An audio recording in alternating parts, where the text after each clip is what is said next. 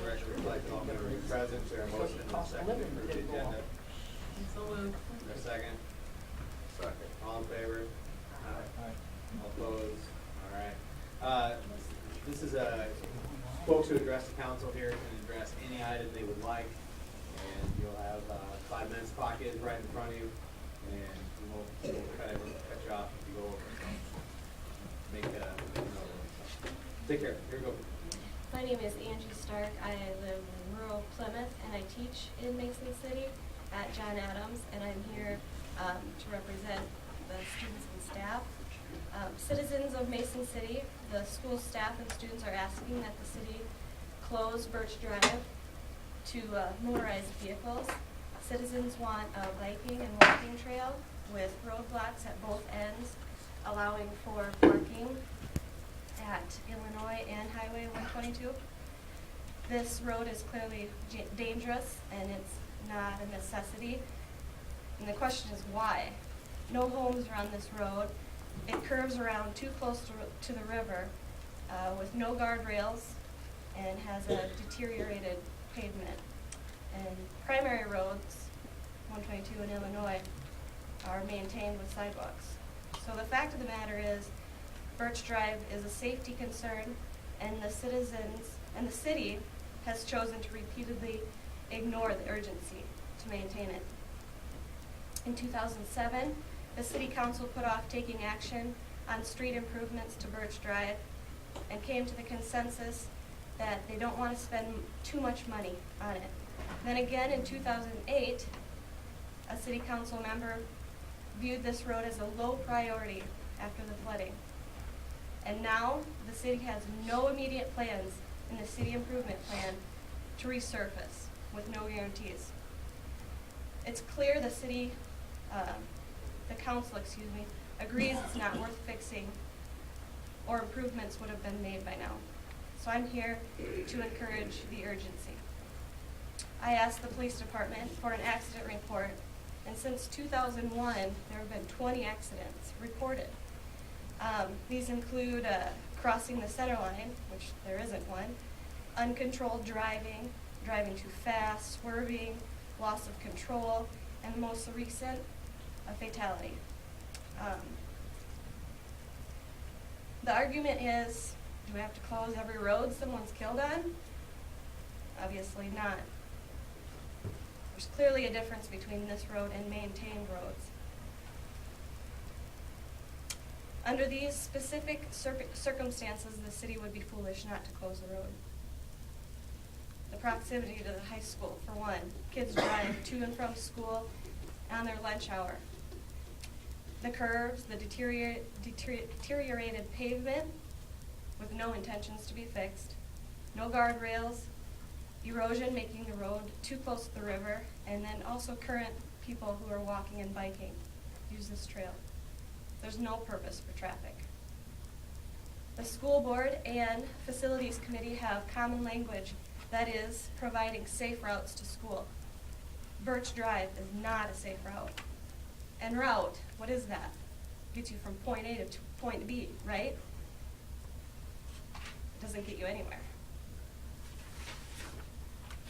The bottom line is safety, and I have to ask, do we as citizens and teachers and council people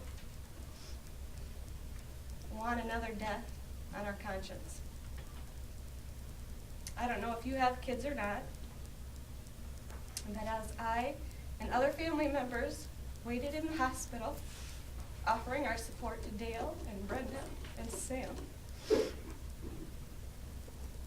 I witnessed a family persevere a torture no human should ever have to experience as they waited by Colby.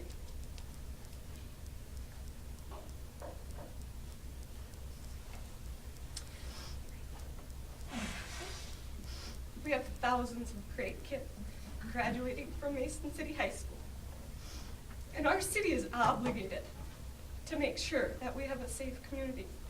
You are obligated. So, in conclusion, I am formally requesting the city close put closing Birch Drive to vehicles on this year's city council agenda and to take responsible, ethical action right now. Thank you. Hang on a second.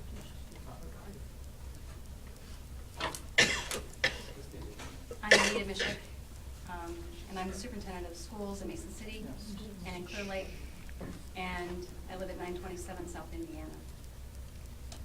First of all, I'd really like to thank the council for the work that you do. We've done a lot of work with you as schools and the police force and the neighborhoods in providing safe routes to school for all children. And the students that I talked to during the time we had the accident said, well, you know, there's all those potholes in the water and the roads eroding away, and it's gotten a lot worse since the floods. Nothing's really been done. There's been some gravel on there, but you know, yeah. And I said, well, how fast do kids drive on there? And they said, well, kids drive fast sometimes. They do. They probably should be safer, and they should be safer on all roads. But I think the quality of that road led to a very tragic and horrible event for our whole community. I want you to know that I'm here tonight because I asked my school board in Mason City if I could come speak to you about this particular path. And I know it's not the first time that this topic has come up to the council. Obviously, you heard that from Mrs. Stark. I think the fact that it has come up on multiple occasions should prompt us to do a couple things. One is, I think we recognize that this is a very important part of the history of this community. That particular road has significance in the community because it was a construction project as part of the WPA. That is important in the life of the community and the life of the nation. But we also understand that it really hasn't been maintained at a quality that allows for motorized vehicle traffic on it. I'm really here to support Mrs. Stark. She came and spoke to me about a week and a half ago and said, I'd like to talk to the city council. What do you think? I said, that's a great idea. I encourage my employees to have passion about the things that are meaningful to them because that's what we want young people to do. There is a commitment that we have to providing a safe route to school, and I would want to make sure that the council considers that as you move forward. Is this a safe route? I would say no. Is it connected to our bike trails? Absolutely it is. Connects right up. So it is already on the map as a bike trail or as a walking trail already. To our families that have experienced this horrible and horrific trauma, I think it would seem fitting that you would deeply consider restricting this particular area to motorized vehicles.